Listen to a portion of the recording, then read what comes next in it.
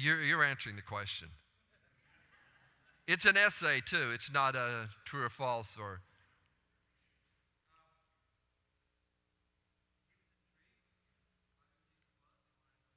He was intrigued. He wanted to know more. But the question is, did he follow him? John will get back to us on that, okay? The thing that Jesus always asks us to do is to become his servants. And if you study church history, there was a period in time in which the church was made up of basically servants and slaves. And then there was a time when the church became the landed gentry, the wealthy, the affluent, the educated.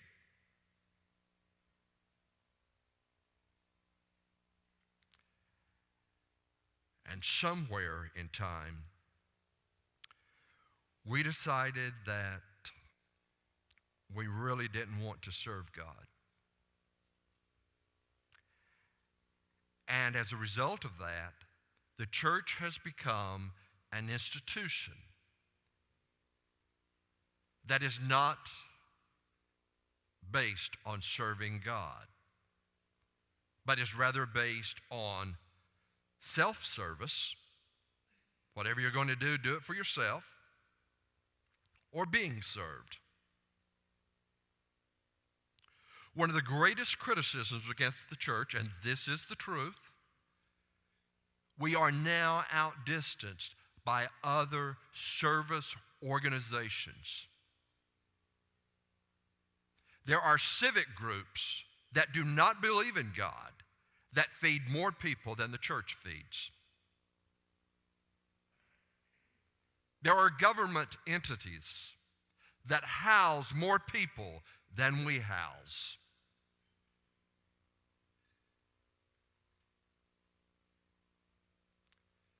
There are more non-believing doctors who treat patients than believers who place a Band-Aid on a patient. What's happened to us? We are this side of John 3:16. We are believers in God. We are believers in the kingdom. And we think that all we have to do is to come to church on Sunday morning and give God a high five. Way to go, God, I've had a good week. Or throw our change or a few bills into the slot machine and say, God, I'm asking for a good week. Let's hit the numbers.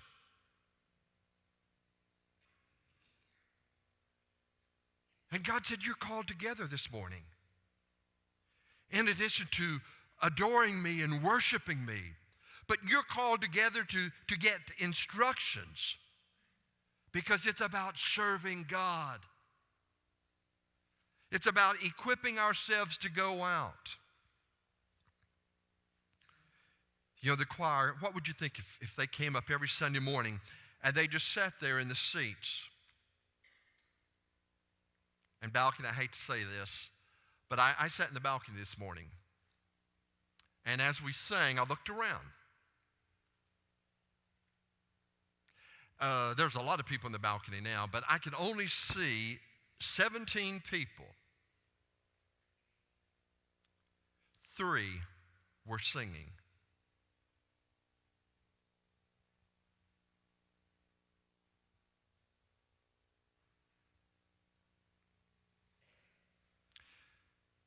If I could see 17 of you this week having a conversation with a lost person, would 3 of you tell that lost person how to be saved?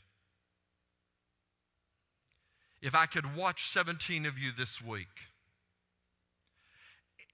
in a situation where somebody has to serve, would 3 of you step up? I can't see you. I can't be everywhere at all times. But God can. The choir is that organization that we expect to sing. An army is an organization that we expect to fight. And the church is an organization of people who serve. And it's strange how we have reversed our values so that, we feel like the most important people in our congregation, we ought to serve them. You don't exist to serve me.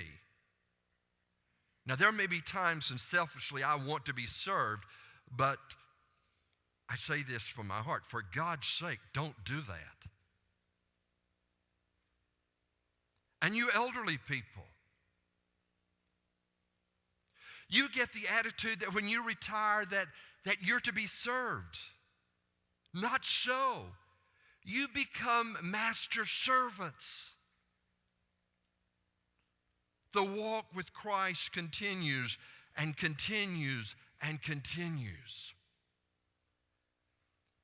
And we expect God to be there for us and to serve us even if we are not there for God.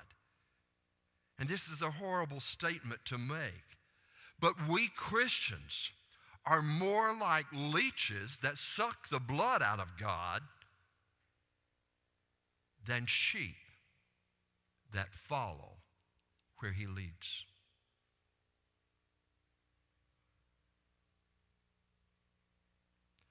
Now, how about let's give Him back? Starting with me. In my experience in life right now, I'm saying I don't have enough time left to please God, to give to God all that I want and need to give to God. And I already know the meter's running, and I am going to stand before God ashamed because I'm going to stand there and say, God, I should have done more. But sometimes in some kind of mock innocence, in desperation, confusion, anger, I cry out to God, what do you want me to do? I've been preaching all of my life. I believe you, Lord. I exalt you. I serve you.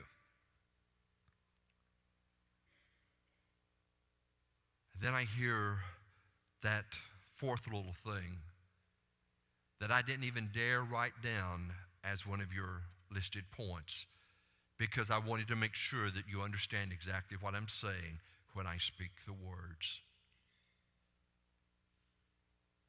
God says, I want you to be me.